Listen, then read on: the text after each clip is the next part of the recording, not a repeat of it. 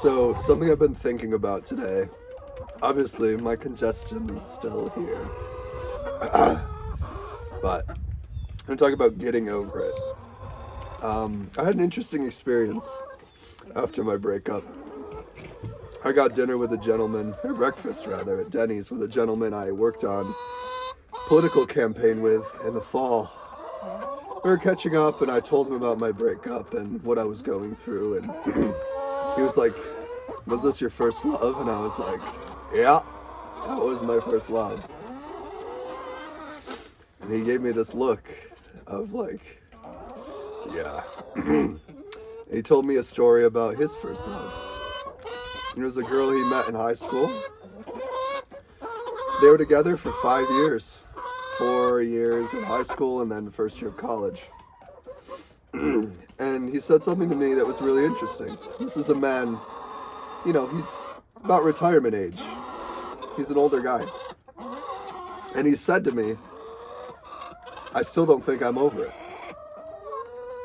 And that was just a very thought-provoking thing. I mean, he's married now, he's got kids, he's got grandkids, but still, you never really stop loving somebody. You never stop. It's foolish to go about the world thinking you stop.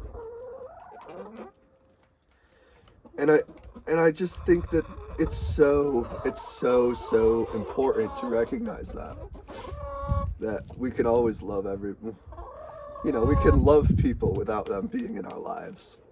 And that it's okay and it's normal to have these conflicting emotions and these conflicting feelings, and also to say, okay, this is what's there, this is what's going on, and I have to move on. There's nothing I can do more for this situation.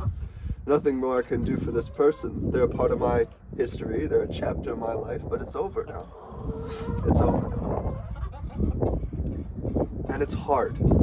The hardest part about a breakup, I think, my experience, is all of the tomorrows that won't come. The tomorrows I told myself would come for so long. The hope I had for so long for a better tomorrow.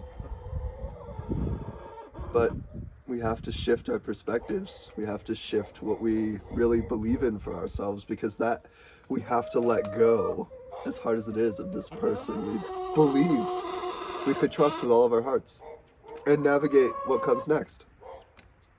What comes next. Be open to what comes next. Be open to other people, new friends, new memories. I just wanted to share that. I was thinking about that today.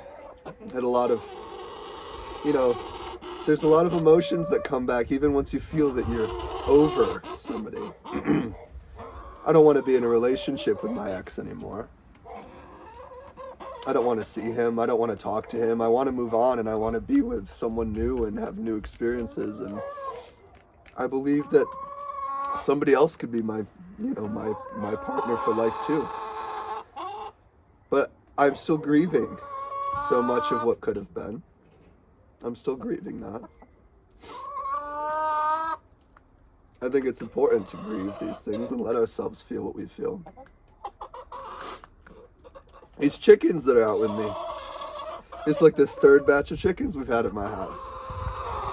I don't even know all their names. But, their lives are simple. They find gratitude in every moment. They're grateful I let them out into their pen even though it's freezing cold. And I think we can learn a lot from our animals. Find gratitude in the simple things. It's really important to just be a human and to live. And I really want to dive into chatting about next time how to be a human, how to let ourselves feel things when we live in a world that so much is numbed, so much is numbed from us. But I think it's just really interesting. There's a lot to discover. There's a lot to learn. And It's important to just keep loving people, keep being kind to people, keep being kind to yourself. Be curious. Like I always say, be curious. But that's my thoughts. So, peace.